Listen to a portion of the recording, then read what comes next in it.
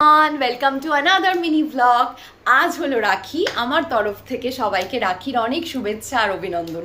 তোমরা খুব আনন্দ করো, আজকের দিনটা খুব ভালোভাবে কাটাও। আমি আজকে আমার বাড়িতে যাব। আমার তো ফ্যামিলি অনেক বড়, আমার দাদা ভাই প্রচুর, কিন্তু সবাই নিজের কাজে খুব বিজি আর সবাই কলকাতাতে থাকেও না।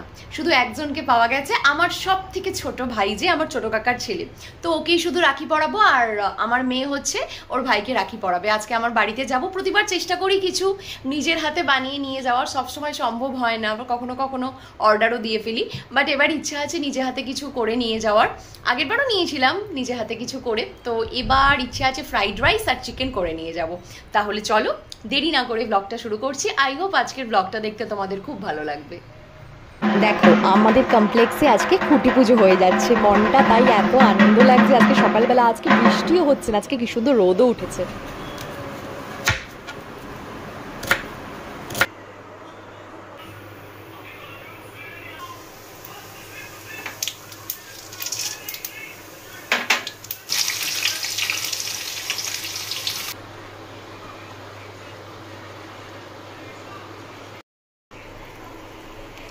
আমি কখনো রেড চিলি পাউডার ইউজ করি না, আমার বাড়িতে নেইও ইভেন।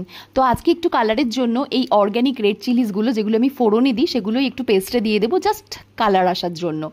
আমার পেঁয়াজগুলো গোল্ডেন ব্রাউন কালার হয়ে গেছে। এবার আমি জিঞ্জার গার্লিক, গ্রিন চিলি আর রেড চিলি পেস্টটা অ্যাড করে দিয়েছি। টমেটো পেস্টটা একটু বাদে দেবো। এখন আমি দিয়ে নিলাম হলুদ গুঁড়ো, জিরে গুঁড়ো আর ধনে গুঁড়ো।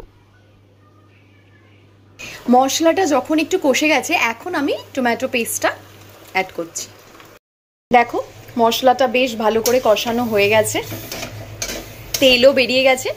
এইবার এতে মাংসটা অ্যাড করব। মাংস তো ম্যারিনেট করে রেখে দিয়েছিলাম ফর 40 মিনিটস। এইবার মাংসটা অ্যাড করে দেব।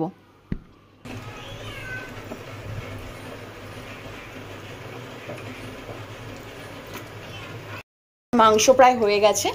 এইবার জাস্ট একটু এই ঘিটা 1 টেবিল স্পুন অ্যাড করে জাস্ট আগে এই কাঁচা লঙ্কাগুলো একটু জাস্ট দিয়ে দেবো। ব্যাস, আমার চিকেন হয়ে গেছে রেডি। এইবার আমার বর আসলে ফ্রাইড রাইসটা করব। ফ্রাইড রাইস বানানোর জন্য যে ভেজিটেবলসগুলো লাগবে সেগুলো একটু ভালো করে ধুয়ে রেখে দিলাম। রাইসটা এখন করা স্টার্ট করেছি আমরা দুজনে মিলে, মানে বেশিটাই ওই করছে, আমি একটু মাঝে মাঝে এসে নাড়ছি। রান্না বান্না হয়ে গেছে কমপ্লিট। তোমাদেরকে একটু দেখিয়ে নিই। আমি ইডলি মেকারের মধ্যে রাইসটা নিয়ে নিয়েছি। 2 কড়াই রাইস করেছিলাম, পুরোটা আটেনি এর মধ্যে। আর চিকেনটা নিয়ে নিয়েছিলাম এই 2টো ক্যাসেরলের মধ্যে। এবার চলো যাওয়া যাক। হ্যাঁ, this is a small gift for my brother. এটা হচ্ছে একটা পারফিউম, আর আমার মেয়ে ওর ভাইয়ের জন্য কিনেছে চকলেট।